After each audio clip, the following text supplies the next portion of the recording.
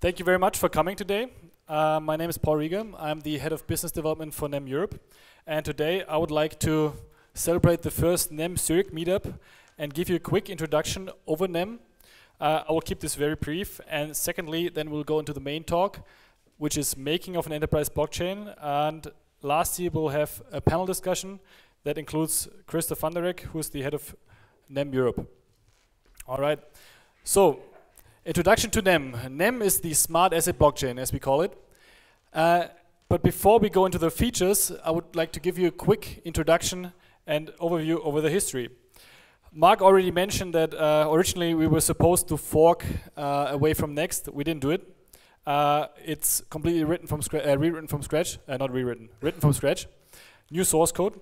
So in 2014, we had an open call for participation on, of course, Bitcoin Talk forums. And we collected around $100,000 equivalent in Bitcoin. That was all we had.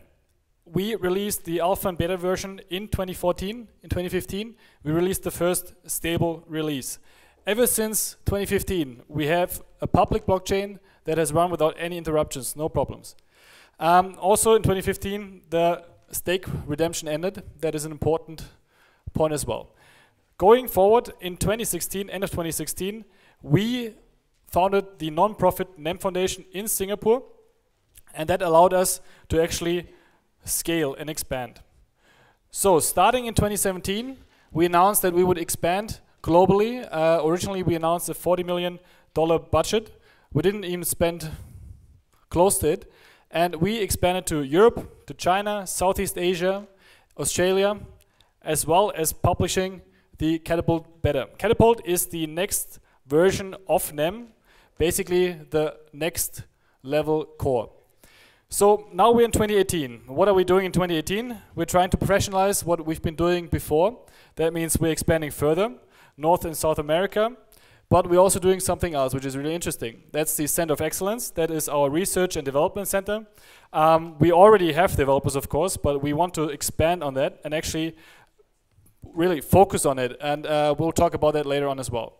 We are going to publish Catapult, the public version. We have our own NEM exchange in the making. We had it in the making since 2017, and we're getting closer. So that will come, and we'll have something called NEM-SP, and I'll explain that in a minute. And looking forward, I hope that in 2019 we achieve maturity. That means we can actually do what we're supposed to do and not try to build the organization, basically focus on content. Let's look at features and capabilities. So NEM is really cheap to run. It's based on proof of importance. That's something most people have not heard about. That means we are looking at, of course, the stake that's involved, proof of stake, everybody knows that, but also at other factors. That means you can imagine like Google PageRank, so with whom you're transacting, how much you're transacting, how often you're transacting, is all taken into account. And that, of course, is very cheap, much cheaper than proof of work. We have the public and private chain based on the same core. That means great interoperability and also future-proof development. So if you ever need to switch from public to private, that's how you do it. We have high throughput. Public chain, of course, is limited. Private chain, current version is 4,000 transactions per second. Probably going to be more with Catapult. I can tell you benchmarks right now. We have on-chain asset modeling. So that is one of the core features. Basically, we believe that assets are going to be an integral part in the future. And by allowing easy asset creation, easy asset modification, we are halfway there. So everything on NEM is API based. That means when I create an asset, I can actually transact, use that asset, plug it into my existing business logic. That's very powerful. We also have smart signing contracts. So basically that means on-chain multi-signature contracts. But they can do a bit more. So you can configure them, and you have lots of different variations, and we're actually expanding on that feature extensively for Catapult. So the biggest thing, though, is the integration.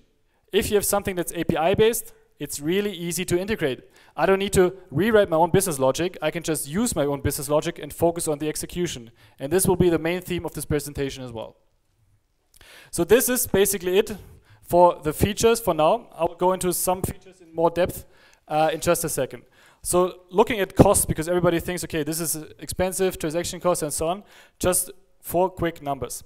Right now, for 2 cents, you can send XAM worth $8,000. So quite cheap, and we're also keeping that quite cheap through fee forks, regular fee forks, if you go above a certain 30-day moving average.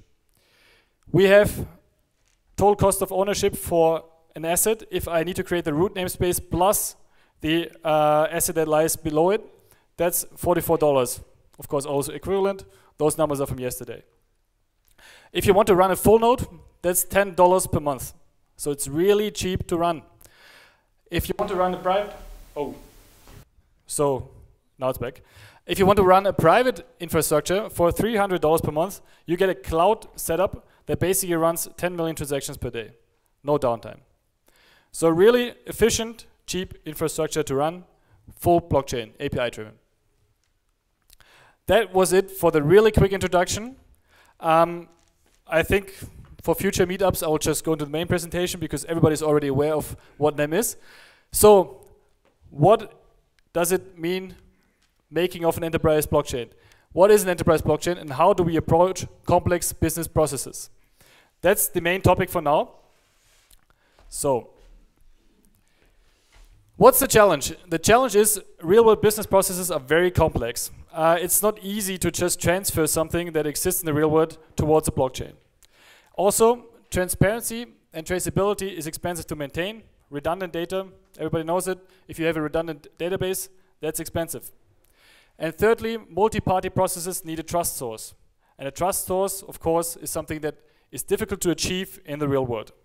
So that's the challenge, and that's also why we are here.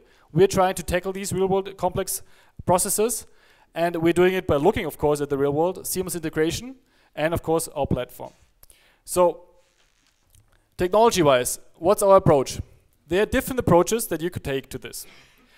One approach is the regular system. What is a regular system? A regular system means you have everything in a data center except for value. Value lies in a bank, usually, if it's money. Now, with blockchain, we could do something else because we could finally bring at least value transfer in an immutable state. So that is what Bitcoin did, right? Then came along Ethereum. What did Ethereum do? Well, they allowed you to basically have business logic on the blockchain and also have immutable state. And of course, for value transfer, you also have that on the blockchain. Now, the issue with that is, of course, scalability. Now, what can you actually do with the business process? You can split it up. You have business logic and you have business logic execution. So how do you do it? Basically, your existing business logic as a business, and by the way, when I'm talking about this, I'm focusing on the majority of centralized companies that we have right now that benefit from something like this. There are always different approaches as well. But for a mainstream company, they have existing business logic. They don't need to recreate it. So keep your business logic in your data center, protected by yourself, maintainable, focus on execution. What does that mean? That means you basically focus on the output of the state. We want to have immutable state from our business process on the blockchain, and that is what NEM is doing. So we keep everything else in our data centers, but just focus on models that are transparent, easy to trace, light. We put those on the blockchain, plus the execution. And of course, if you want to transfer value or money, you can do that as well. So the issue basically, this doesn't scale. The alternative is you split it up and this scales. Now, to basically explain it a bit in depth. So if I have a smart contract and I'm a centralized company, the only thing I'm doing is basically transferring my centralized business logic to a blockchain. So why would I want to do that? And I try to explain it into a formula that's unfortunately a bit long and a bit small. But that means if I'm a centralized company, whatever I'm going to do, it doesn't matter, on the blockchain, I'll always have a centralized component in that. And I will never get rid of that. And that's an issue. Because I can't maintain a decentralized smart contract easily. And if I'm a centralized business, I need to do that. I need to improve my logic at some point in time. So what's the alternative? Focus on execution. Focus on API-driven execution. And that's what we're trying to offer. This is our architecture. That means everything you do as a business is on your end, your infrastructure. Everything you execute, you use RESTful JSON API calls, and you execute it on the NEM blockchain. And that works. It's very powerful. You have the API gateway on top on every node server. So that means it's a bundled thing, right? It is in a package. You just call this API server and execute your logic. You don't need to worry about some unmaintainable smart contracts. Of course, you can still use smart contracts in another way and execute those. Smart contracts is nothing else than business logic at the end of the day. But this is what scales, and this is how you maintain state for most businesses if you want to use a blockchain. So we focus on the following, because of course, if you want to execute something, you need the execution tools, right? We have multi-signature that's native on-chain. You have, right now, you can have up to 32 co-signers for a multi-signature contract. We have smart assets, and what's coming soon is actually really interesting, something that I haven't seen before like this. So we have cascaded multi-signature, which means we can have and/or multi-signature trees, and I can explain it in more detail after this meetup if someone is interested. It basically allows you to do some transfers, temporary transfers, while keeping control over an account. You also have pull transactions. That means another party can actually initiate something, and you just need to sign off. So for mainstream business, good use cases, let's say you have a service provider, utility provider, they want to invoice you at the end of the month.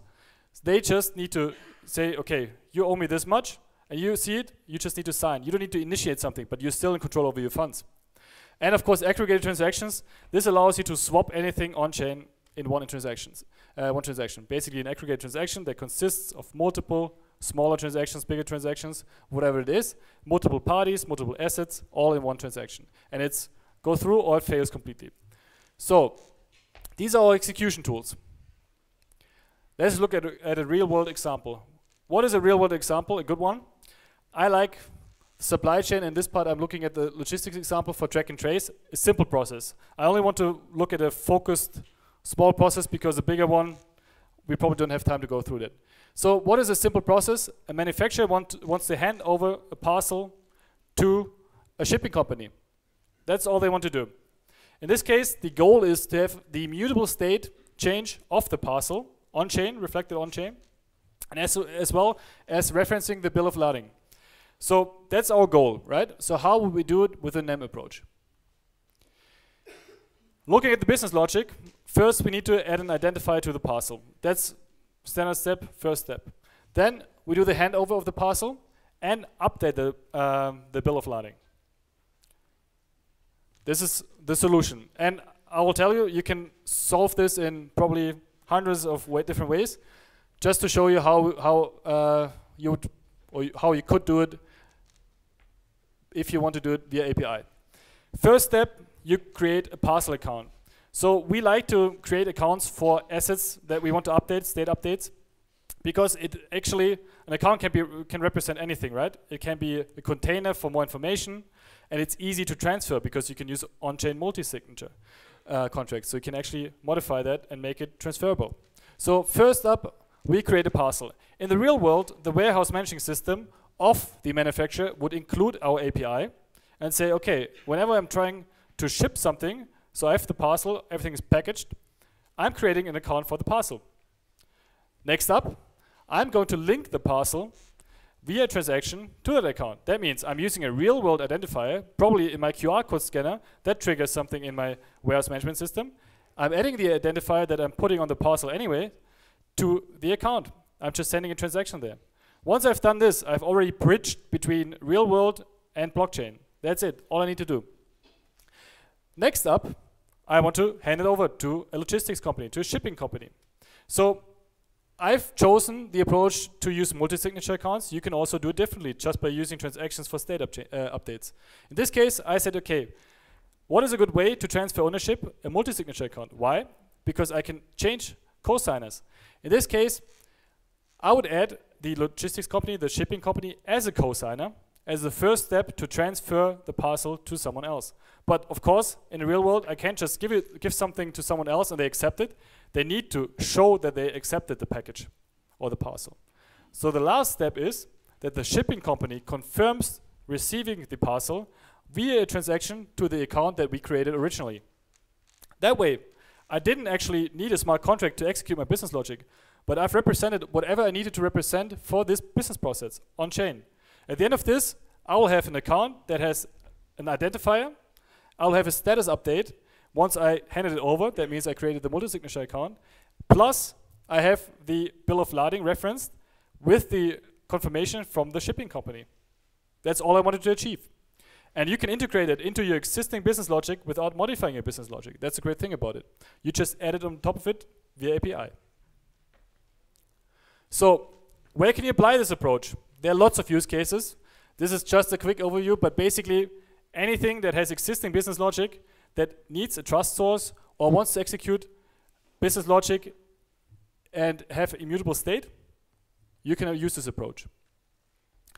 But in my opinion, technology is not the solution, at least not the total solution. You need something else. You also need an organization behind the technology. And this might be a bit different from the usual presentations, but I also want to tell you a bit about how we try to approach our organization. So we are looking at what are key processes in our organization as well. Because in our opinion, unless we are scalable as an organization, it doesn't matter how scalable our blockchain solution is, we're not going to achieve adoption. So right now, we're trying to focus on our key processes, and those are building out the center of excellence. So we're focusing on product development, toolchain development, libraries, as well as the creation of showcases in this center of excellence.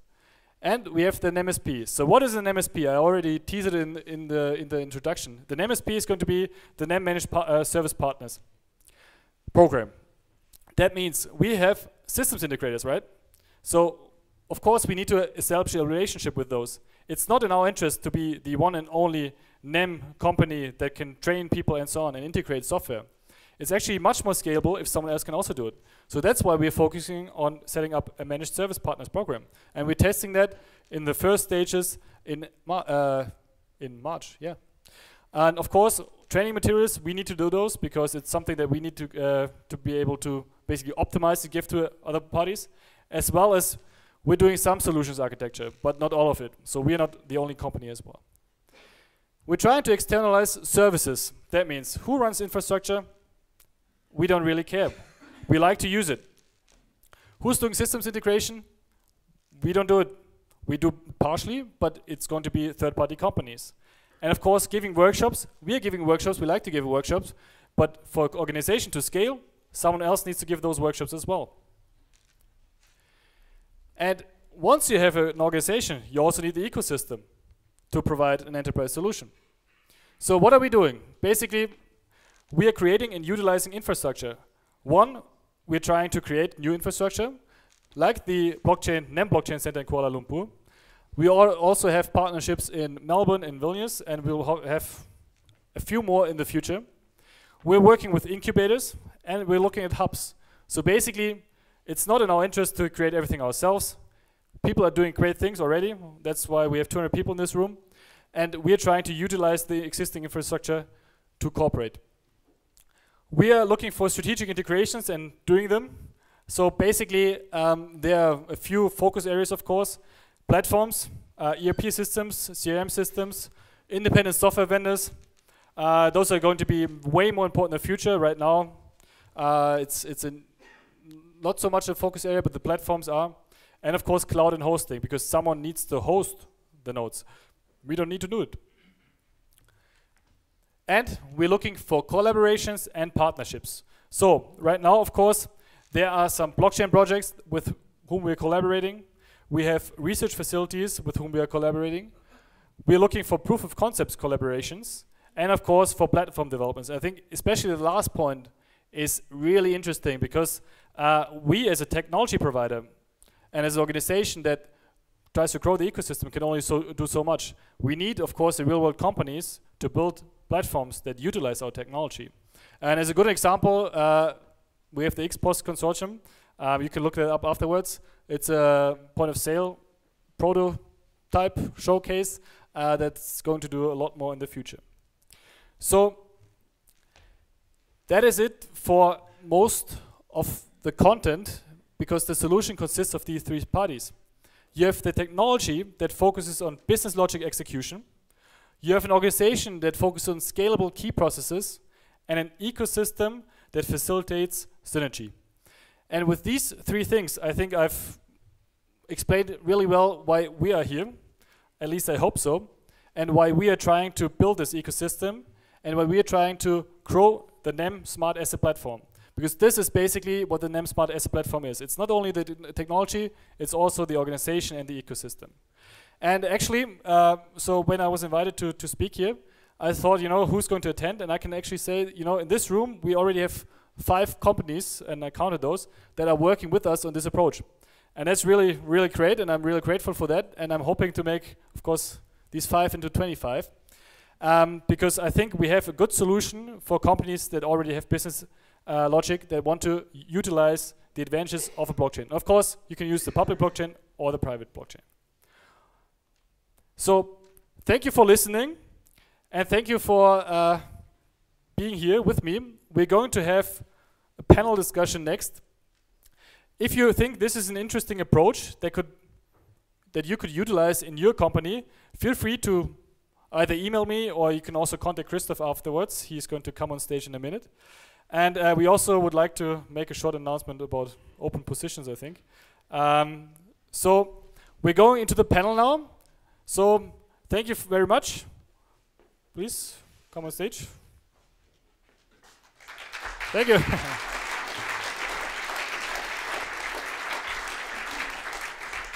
Thanks for your speech. It was very interesting, and it's also great to have the head of NEM Europe here, Christoph, who is there from the very beginning, the long way from Belgium here.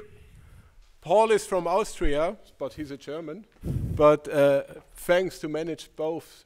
So now your questions. Just lift your hands. We will come with the microphone. Yes. So basically, cascaded multi-signature means that you can build trees out of multi-signature accounts. You can have up to 4 layers. And you can basically say, okay, so this is a 2 out of 2, this is a 1 out of 1. And originally, 1 out of 1 didn't make too much sense. In this case, it might actually make sense, because then that means it's either or. If this tree signs something, I don't need this tree, right? And this is actually a very flexible approach. For example, let's say you have a setup for an exchange. So they might allow user funds through, either by approving with an automated system that has some, let's say, AI or some logic behind it. And that's the 2 out of 2. So they have, let's say, the hot wallet plus the AI that approves. But they also have a hardware wallet, a cold storage wallet, or not a cold storage wallet in this case, but a hardware wallet as a secondary option. That's completely separated from the 2. So either of those 2 trees can execute withdrawal of funds. And that's a really interesting concept, because you can exchange either tree. So depending on how I configure that contract, I can say, okay, I want to exchange the hardware wallet, basically remove the hardware wallet and replace it with something else. And basically it doesn't touch the whole, the other tree. It still is intact. And that's an interesting concept if you have more complex execution processes. So, okay, it works. So simply put, you would use the outputs of one multi-signature as the input for another one. So that's another way of putting it. Any other questions? Yes, you mentioned the KYC as a possible use case for using the NEM blockchain. Can you give a little more detail on this example? Well, KYC is, we actually had 2 meetings today that touched this topic. It's a big issue. So basically, identity onboarding KYC is a big issue for pretty much all centralized companies. And I don't mean centralized in a bad way, it's just the normal way of doing business. We are actually looking actively at multiple ways to do that. The main issue is that you have different regulations for different countries. And sometimes, of course, it depends on even the use case you're trying to achieve, right? And then it's like some companies can't reuse the KYC you already did with another company, and so on and so on. So we are looking at best, like a golden path forward, if that exists, we don't know yet, to at least facilitate a framework that can be regulated. It doesn't necessarily mean that we are going to be the standard. We're looking for other people to do what we are trying to do as well. Thank you. That was a very interesting presentation. We'd just like to know, what security measures do you have to protect your blockchain infrastructure against cyber attacks? We have multiple. So we have reputation-based systems, right? We have spam protection. We have Eigentrust++, which is actually a real name. I think we're the first blockchain to implement that algorithm. So we have multiple measures, and basically what you can do is, so let's say you start spamming, right, as an independent account. So what would happen is that the network only punishes you. It only makes your transactions more expensive. That's one measure, for example. But there are multiple. I think there are 2 to 3. Also, peer-to-peer time synchronization. I guess we can count that as a security measure. Actually, that's a good one. So the NEM blockchain is time independent. That means we don't look at Unix time, what most systems are doing. That means we are actually synchronizing the time between all the nodes, and that gives us a unique NEM time, and that is very secure. And it's basically P2P time. So you can't just basically try to hijack our time and try to delay something or something like that. So yeah, well, actually, there's a lot of features built in. It's difficult to explain this in a couple minutes or something, but I think that the whole package of combined process, like the combined features that are built in the NEM blockchain, make it actually a very secure solution, blockchain solution. I don't know whether this answered your question more or less, or. I mean, do you have any specific things in mind that you might think we're susceptible that could harm us, or because then it might be easier to answer like what we actually have as a security measure against it. Well, if you just look at the loss history that have taken place attacking blockchain infrastructure over the past 5-6 years, and over 10% of value traded have been subject to theft and security compromises. I just would think that one would expect to have learned from that experience the Ethereum ICO as well and whatnot, and basically built that into your current policies and for so the great yourself. thing is our native features haven't been broken in a major way. So we don't have any multi-signature lock-up contracts or anything like that. So our native features and our blockchain has been working as intended since 2015. May or March? March 2015. So we have active security measures, but you know, there's some issues. Not everybody is implementing those as well. So from a technological point of view, our blockchain has good measures, but you need to actually use them. So there are some people who just don't use them. That's a bit unfortunate. Just to follow up to that, would you guarantee indemnifying, protecting companies that have potentially been subject to loss on your blockchain from any cyber attacks? I don't think we can do that as a foundation. The NEM public blockchain is public; anybody can use it. We are not running the infrastructure, so I don't think that's in our power.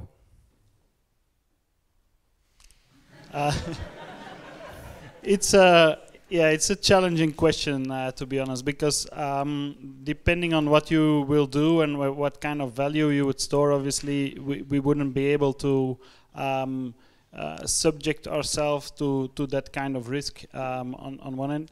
On the other hand, I think if you compare to other kinds of infrastructure, in all honesty, I think cryptocurrencies, like public blockchain platforms that have a cryptocurrency, it's like there is a bounty for hacking the blockchain at all times. So I don't think a lot of like mainstream solutions, infrastructure solutions, would stand the test of that, like having that kind of bounty. In all honesty, and this is not just for NEM, you know. I don't think there's a lot of blockchain projects that have been hacked on a protocol level, So obviously that's because of the fact that the cryptography does its work the way it should be. But obviously, as the NEM Foundation, we can never assure the fact that cryptography will not be compromised sooner or later. But that's a risk everybody exposes himself to, as far as I'm concerned. I have two short questions. One is, who are your key data center partners? Sorry, again, Who please. are your key data center partners? Key data center partners. Actually, we don't have key data center partners. So we've had tests and actually real life production environments on multiple cloud infrastructure providers. So we don't necessarily partner with one company, because to run and to bring up a network, it's not like, it doesn't require specialized hardware. As I told you before, it's really easy and really cheap. You don't need a powerful, even a virtual private server, which is like the lowest thing, lowest specification you can get. So we don't have key partners. We basically, I think we've utilized most of the big ones. Okay, and my second question is, if someone is on Ethereum at the moment, how easy is it for them to transfer over to the NEM platform? Good question. Depends on what they're doing. We've had this question actually multiple times. So depends on what you're trying to do. Let's say if you want to move assets, that's probably the easiest use case. You could in theory reuse private keys as well.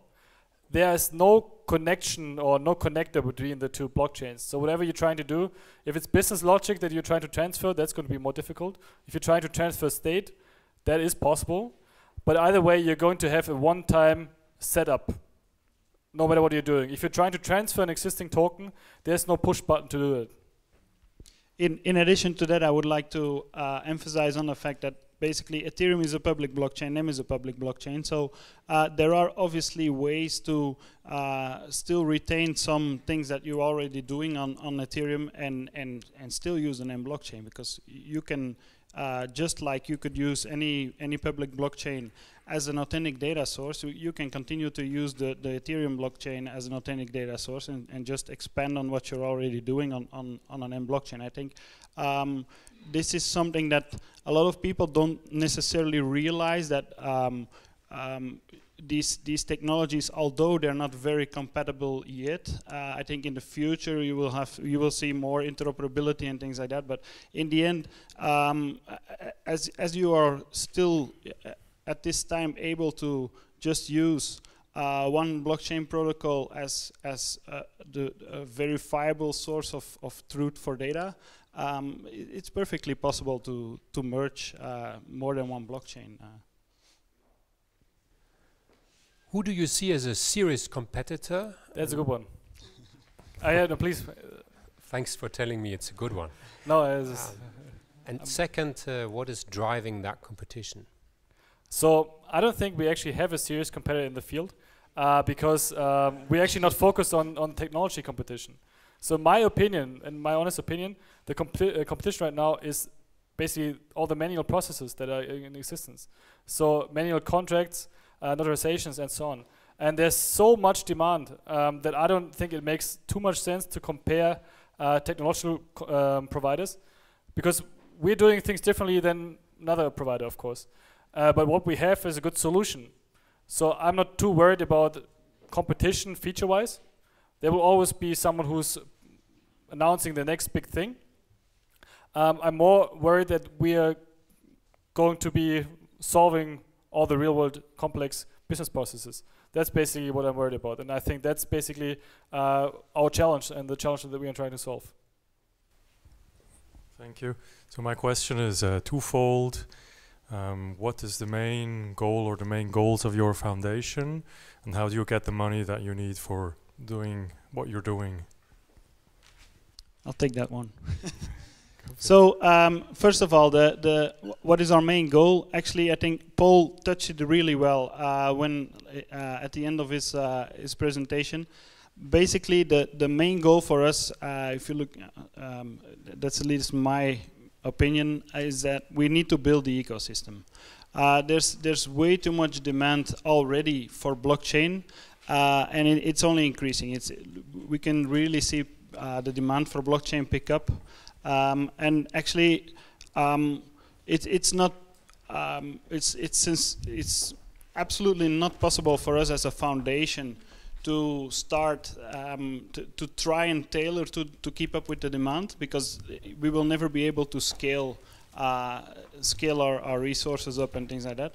And in the end, it's way better to have a couple for-profit businesses that can actually help boost the economy and everything, and provide these services to help build the ecosystem, and basically make sure that we do, like, the economy benefits from all of this. So that's it's something that goes hand in hand. So if you ask me, our primary goal is to help establish that ecosystem, help all the organizations that want to build on blockchain, or that want to use blockchain, or even train people on blockchain or whatever. We are trying to put in place the best possible organization to help these kind of organizations and maybe even individuals. I think that's mainly what we're focusing on. And your second question, can you remind me again? Funds. Oh yeah, our funds. So NEM, as Paul mentioned already, NEM started as a pretty small project. There was a portion of the cryptocurrency ZEM set aside for future development, and as the project grew, this became more and more. This was actually one of the main reasons to establish NEM Foundation, where there was a community vote that let everybody that has a harvesting eligible account to put a vote.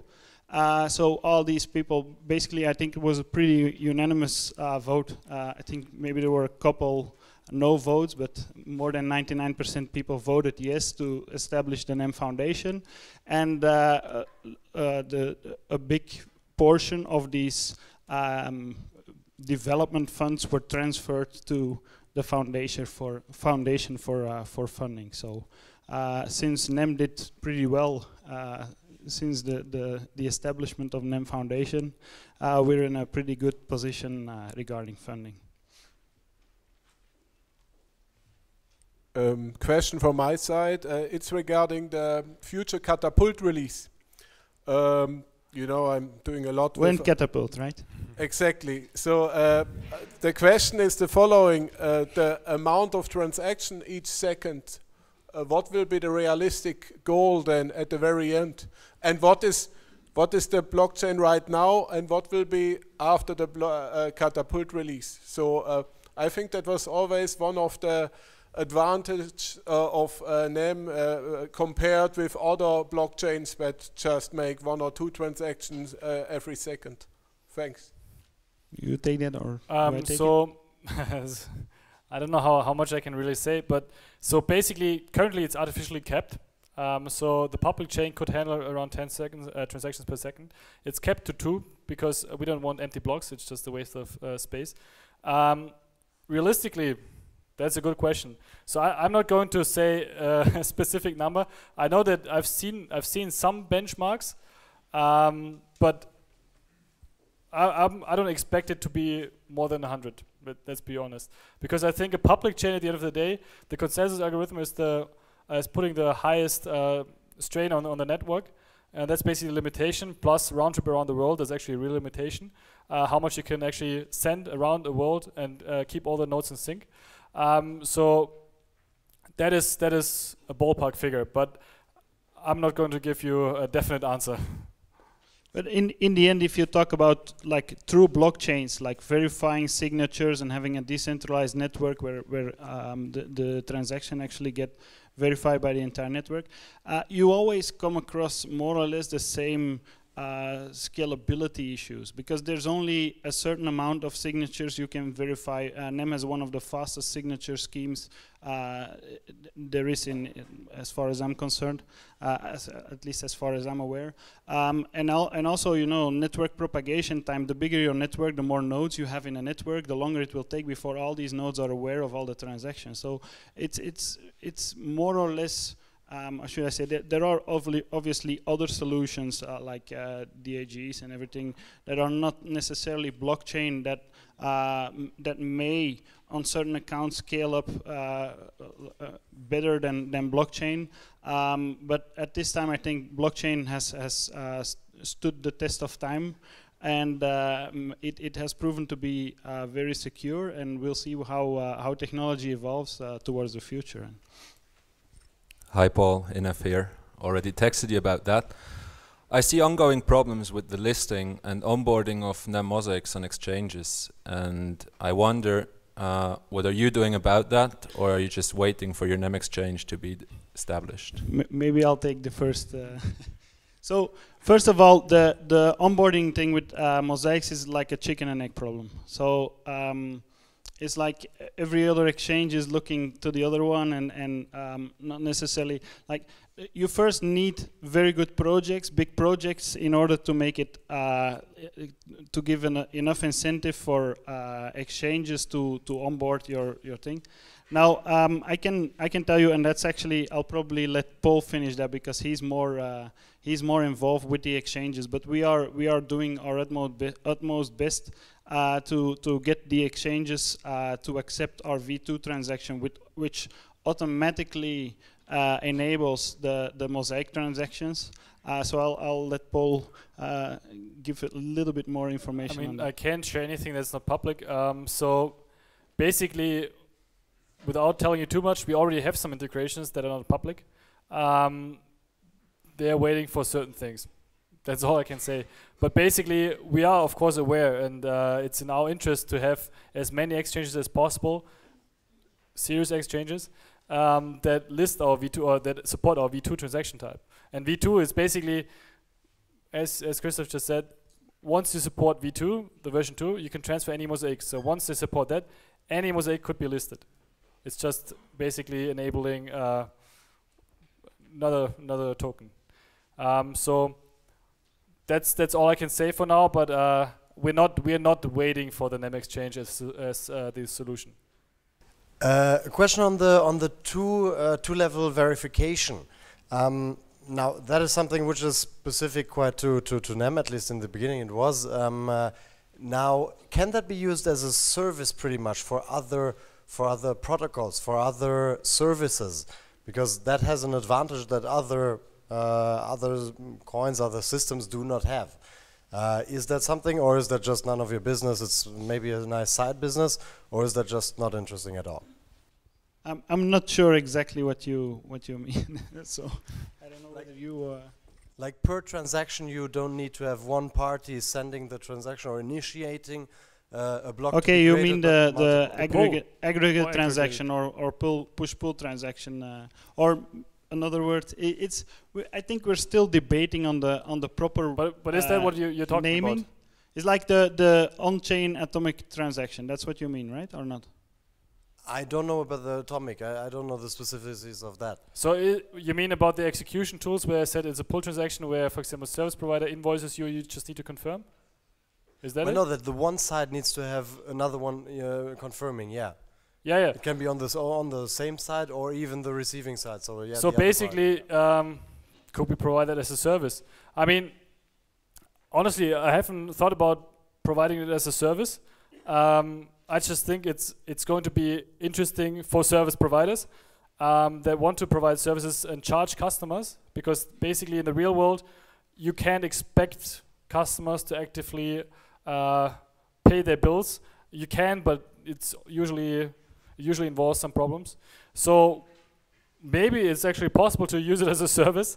We actually need to think about that. Again, I think for us it's more important to help people build an ecosystem. So again, this would be something where there might be a good business case for some company to build something around that feature. I can see definitely as a trigger tool, maybe. Yeah, sure. So and I can also imagine a lot of companies using it's probably going to be a very popular feature, but I don't necessarily think that we as an NEM Foundation should build products around that feature, tailoring to the needs of end users.